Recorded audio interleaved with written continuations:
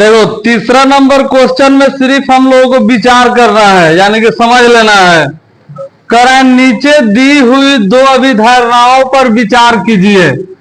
अब देखो पहला क्या बोला है, दो बिंदु ए और बी दिए रहने पर एक तीसरा बिंदु सी ऐसे विद्यमान हो जो ए और बी के बीच स्थित हो ना।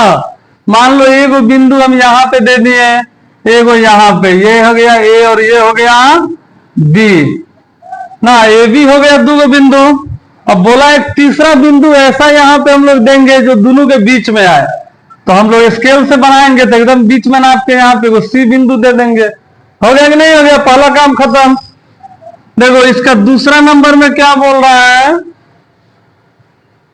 यदि नहीं यहां कम से कम ऐसे तीन बिंदु विद्यमान हैं कि वे एक रेखा पर स्थित नहीं है ना, यानी कि तीन वो ऐसा बिंदु, मान लो ये दे रहे हैं, यहां पे मान लेते हैं बी है, यहां पे मान लेते हैं सी है, तो ये वो रेखा पर है।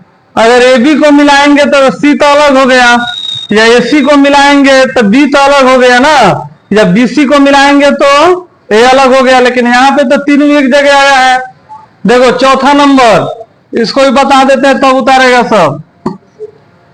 चौथा नंबर में करें, यदि दो बिंदु ए और बी के बीच एक बिंदु सी इस प्रकार स्थित है कि ए सी बराबर बी सी है, तो हम लोगों को सिद्ध करना है कि ए सी बराबर 1/2 ए बी। एक आकृति खींचकर इसे स्पष्ट कीजिए। देखो चौथा नंबर में क्या बोला कि कोई दो बिंदु है, इसका नाम क्या है, ए और बी, और इसके बीच में कोई बिंदु सी स्थित है, एकदम बीच में मान लिए तो सी है, और सी इस प्रकार से है कि जितना का ए सी है उतना का बी सी। तो अगर बीच में है, एकदम बीच में, देखिए इधर तुम लोग अगर एक पूरा 10 का है तो बीच में अगर इसको देते हैं तो इधर 5 का बचेगा, तो इधर भी 5 का ना बचेगा।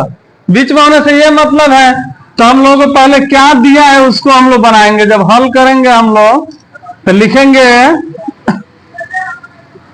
दिया गया है कि, पहले समझ लो तुम लोग, ए और बी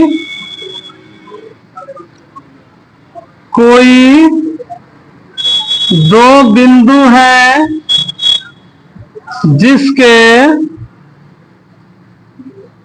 बीच में एक अन्य बिंदु सी है ना, तथा AC बराबर BC है, तो दिया है ना। अब हम लोग को इसमें क्या सिद्ध करना है, हम लोगों को देखो सिद्ध करना है कि इतना आंसर लाना है बना के कि AC बराबर 1/2 AB ना। इसका मतलब ये हुआ कि जो AC है AB का कितना है, आधा है, यानी कि AB का आधा AC है, तो आधा हो ही करेगा। जैसे देखो तुम लोग मान लो 10 सेंटीमीटर का है पूरा AB, अगर इसको बीच से काटते हैं तो 5 का इधर हो जाएगा और 5 का इधर। तो ये जो AB हमारा जो है, AB है पूरा बड़का का आधे ना है, यानी कि पूरा बड़का 10 है, तो 10 का आधा 5 है कि नहीं है। तो इसको प्रूफ करके बताना है कि AC जो है पूरा बड़का का आधा है ना। तो कैसे बनाएंगे हम लोग, इतना लिखने के बाद इसके नीचे तुम लोग लिखेगा सब, हम यहाँ पे साइड में लिखते हैं।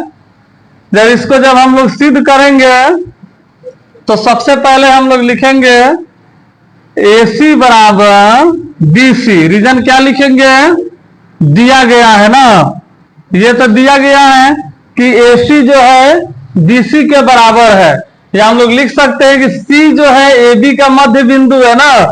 अब इतना हम लोग को दे दिया, तो अब दिमाग में लाओ तुम लोग कि आंसर में तो हम लोग को AB चाहिए ना। तो AB कब मिलेगा हम लोगों को, अगर AC प्लस BC करेंगे तो AB है ना आएगा, क्योंकि आंसर में तो AB हम लोग को चाहिए। तो यही दिमाग लगाएंगे, हम लोग लिखेंगे यहाँ पे AB प्लस, देखो है इतना है ना, AC ना है, AC प्लस है इतना क्या है BC। तुम लोगों को प्लस का चिन्ह नहीं दे रहा, हम सिर्फ समझाने के लिए दे रहे हैं। यानी कि हई जो चिन्ह है AC यहीं तक ना है और BC यहां से यहां तक है, तो दोनों को अगर हम लोग जोड़ेंगे तो क्या मिलेगा, ये ना पूरा बड़का AB मिलेगा। तो AC प्लस BC बराबर क्या हो जाएगा, AB। अच्छा अब आंसर में देखो, इधर AB चाहिए तो इधर AB ला दिए है ना, इधर AC चाहिए बायां साइड पे AC, लेकिन आंसर में तो BC नहीं ना चाहिए, तो किसी न किसी तरह दिमाग लगा के BC को इसमें से खत्म कर देंगे। अब देखो हम लोग को BC के बदले में AC लिख सकते हैं, BC के बदले में AC लिख सकते हैं, क्योंकि BC और AC बराबर है। मान लो यहां पे 50 रुपया का एगो नोट है ना, और ये किसके बराबर है, 50 गो 1 रुपया ही के बराबर है। कितना के बराबर, 50 गो 1 रुपया ही के बराबर ना। या मान लो यहां पे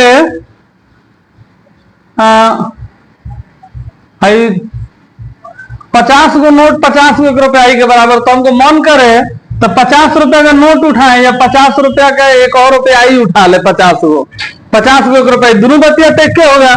यानी कि AC और BC का मतलब ये, और AB का वैल्यू 10 है, AC का वैल्यू 10, तो BC का भी वैल्यू 10 है। तो हम लोग AC के बदला में चाहे तो BC लिख सकते हैं या BC के बदला में AC। तो हमको तो आंसर में AC को रखना है, BC नहीं चाहिए, तो BC को यहां से हटा देते हैं।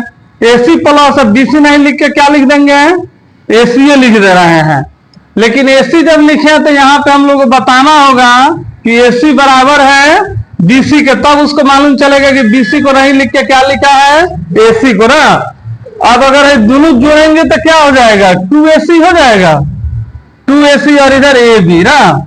अब ये 2 इधर गुणा में इधर है, क्या हो जाएगा, भागा में ना। अब यही चीजों को अगर हम चाहे 2 को अलग हटा के लिखने के लिए तो ऐसे लिख सकते हैं 1/2 AB, यानी इसी में ना गुना होगा तो AB एकम AB या निचवा 2 एकम 2 हो जाएगा। तो हो गया प्रूव्ड, हम लोग का आंसर आ गया।